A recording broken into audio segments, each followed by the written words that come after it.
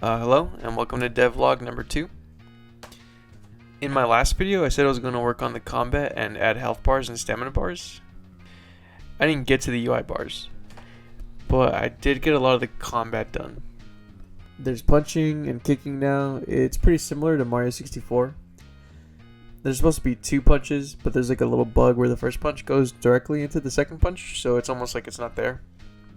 But the kick came out pretty good. It ended up looking more like Mario's kick in Mario 64, which I didn't actually plan for. I didn't plan for it to look like that. I had an idea of what I wanted it to look like, and then just sometime in the middle when I was animating it, I just kind of realized like, oh, I'm actually just trying to make the kick from Mario 64. So I ended up just looking up a reference, and yeah, they came out pretty much the same. It's pretty snappy, and it's pretty responsive.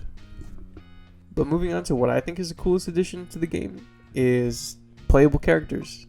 You can actually switch between Bean and the newest character, Broco. Honestly, playable characters isn't even part of the final game. It's just more of a side effect of the fact that like CPUs are going to be drawing from the same combat system as the player. It's just so that I don't have to like make new animations or make new rigs or anything like that.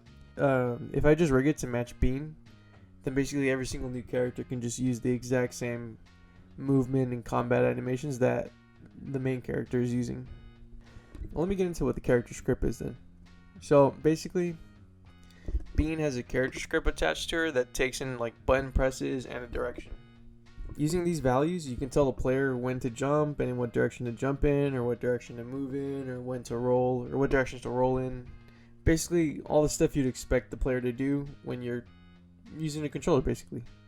But the character script doesn't actually find the direction or the button presses. It only reacts to button presses and directions. It knows what to do when it's given a button press and when it's given a direction, but it doesn't find them. That job belongs to the human script. The human script reads in buttons and joystick information from the player or from the keyboard or from the controller, and then passes it to whichever character happens to be the human character. So if I have like Bean selected as the main character, then all the button presses and all the the keyboard stuff or whatever controller you're using, all that information gets passed into Bean's character script, and then it's used to move her around.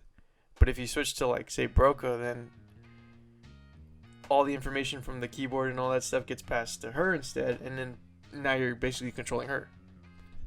But there's like one more cool application of this too. So if the character only takes in the button press in a direction, right? You can actually create artificial button presses. Right? So like a CPU script can grab the human position and calculate a direction.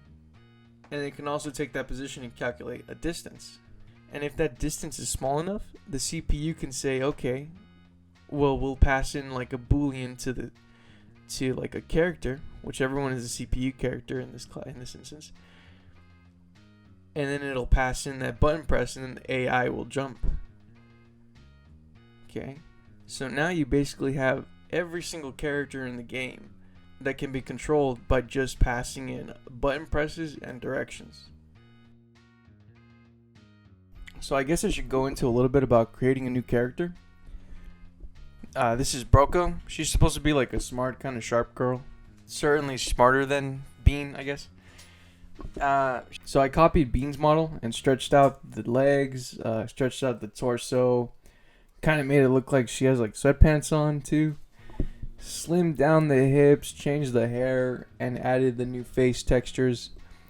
She needs a little work, I guess. This isn't what the final one is supposed to look like, but I just wanted to get something out there, and I wanted to complete it. I wanted to test out the character script I was talking about. And I wanted to test out switching between different characters. So I was like, get it out there. I just wanted to finish it. She uses the same rig as well. I just needed to stretch the bones to their new locations.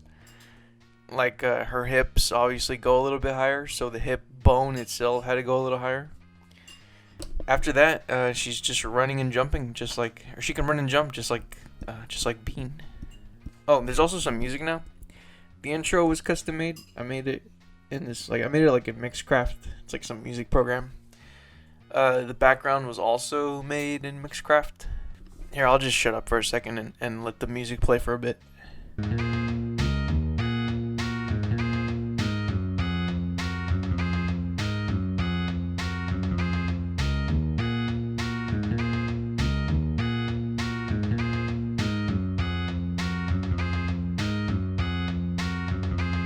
That's it for today's video. Let me know what you think of the game so far. If a retro game like this is like interesting to you, I would like to know.